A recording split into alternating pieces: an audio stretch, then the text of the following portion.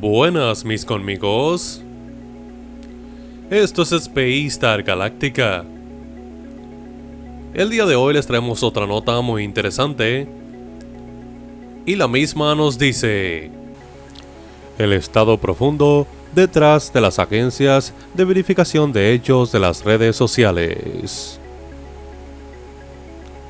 Casi 4 años de exageración de los medios de comunicación sobre las supuestas noticias falsas y la propaganda de la intromisión rusa han traído al mundo exactamente lo que se pretendía que se trajera: un mecanismo eficaz para la censura de Internet y las redes sociales.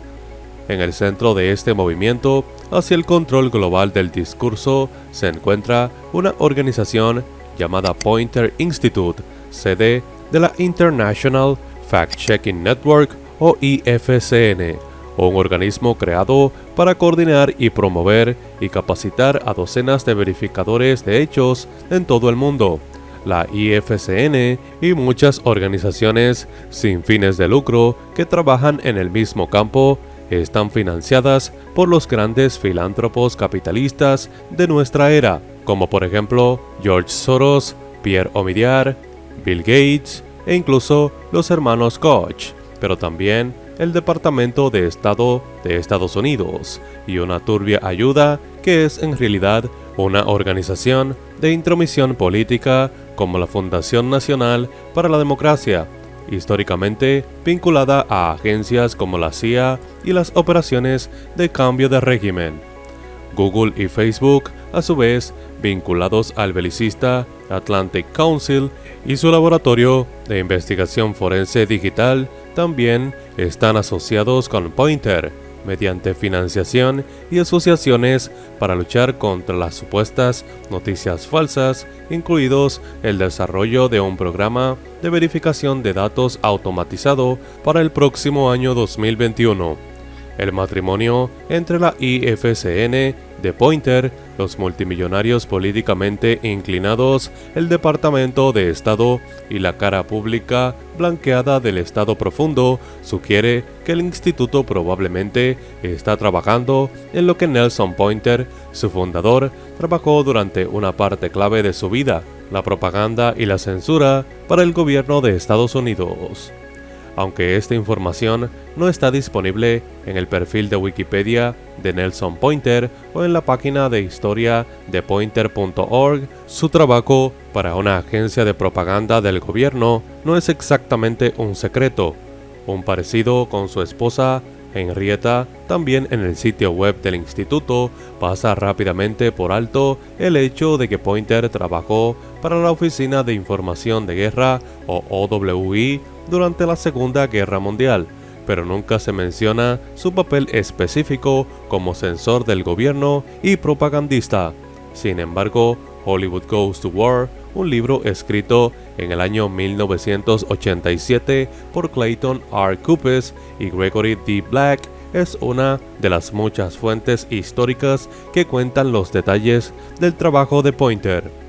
En lo que respecta a la censura cinematográfica y el nacimiento de La Voz de América, Nelson Poynter fue reclutado por la OWI con su esposa Henrietta, quien trabajaba como asistente del jefe del programa bajo Elmer Davis, director de la agencia.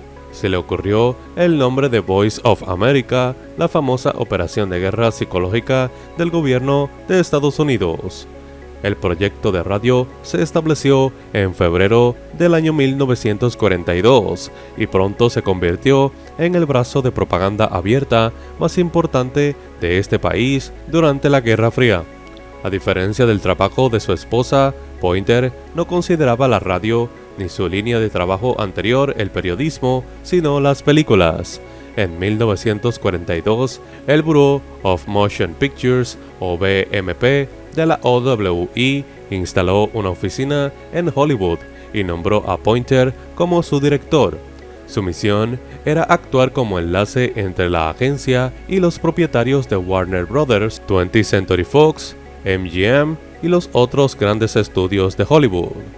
Elmer Davis, director de la OWI, consideró las películas como la forma más fácil de inyectar una idea de propaganda en la mente de la mayoría de las personas, en parte porque no se daban cuenta de que estaban siendo propagandizadas. Davis era un periodista de carrera que trabajó durante 10 años para el New York Times antes de ser contratado por el gobierno.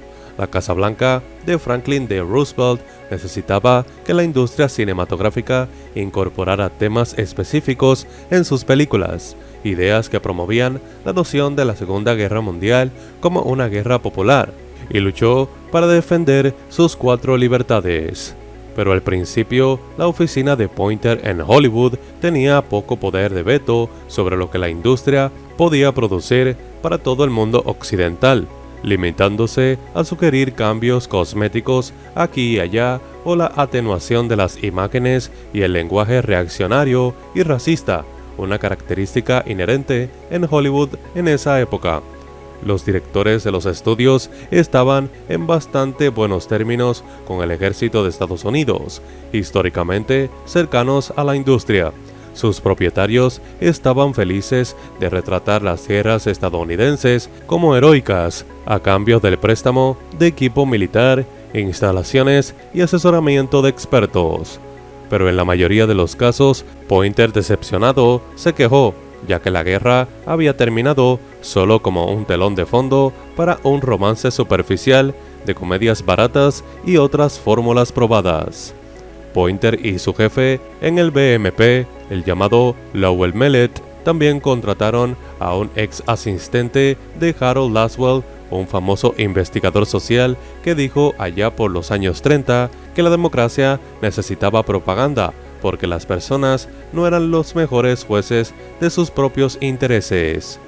Con el tiempo, el equipo ideó una manera de ejercer más poder sobre los rebeldes, reaccionarios y demasiado comerciales estudios de Hollywood. Decidieron pedirle a la Oficina de Censura de Estados Unidos que interviniera y que amenazara con prohibir la exportación de películas ofensivas, lo que redujo seriamente sus ganancias potenciales. Según Coops y Black's Hollywood Goes to War, fue un éxito, lo que provocó que MGM, Warner y los otros grandes nombres comenzaran a entregar sus guiones para que los revisaran el señor Poynter. El BMP sabía que era importante intervenir justo en esa etapa, antes de que se gastaran grandes cantidades de dinero en las producciones. Poynter fue un censor diligente y propagandista, llegando incluso a sugerir diálogos para los guiones de películas que estaba revisando, rompiendo uno de los tabúes de la industria y provocando a los poderosos magnates, según los autores mencionados anteriormente. Cuando terminó la guerra, Poynter volvió al periodismo. Finalmente se hizo cargo del Pittsburgh Times, rebautizado como Tampa Bay Times en el 2012, propiedad de su padre. También fundó el Congressional Quarterly con su esposa Henrietta, quien murió en el 1968. Como podemos leer en la web del Instituto Poynter, cuando Henrietta murió repentinamente a la edad de 66 años, Nelson lo lamentó profundamente. Su fallecimiento marcó el final de una era para el señor Poynter, dijo David Sheehan, ex bibliotecario de investigación del Instituto Poynter. Comenzó a mirar hacia el futuro y a pensar en su legado.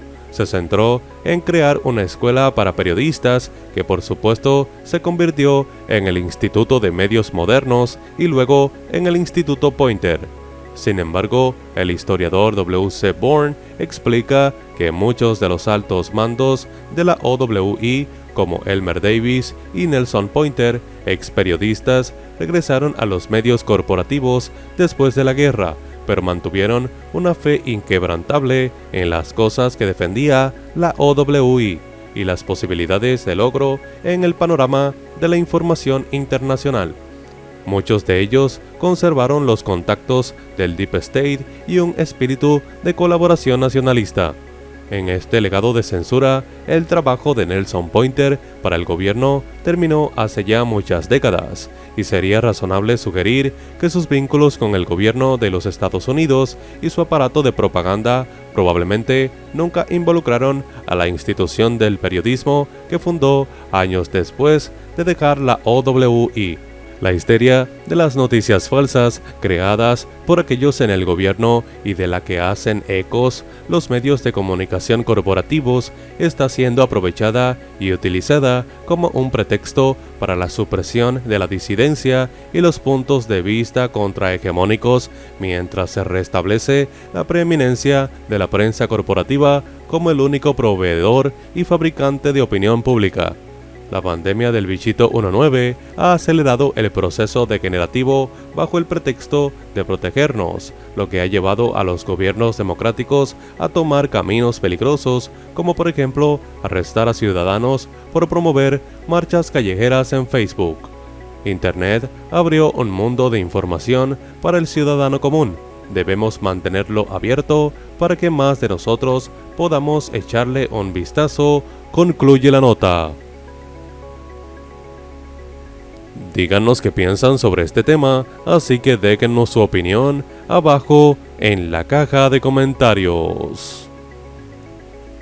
También no se les olvide dar like, compartir el video, suscribirse y activar la campanita de notificaciones para que así estén al tanto de todos estos temas.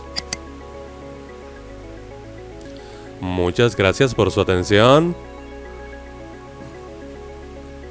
Esto es Space Star Galactica.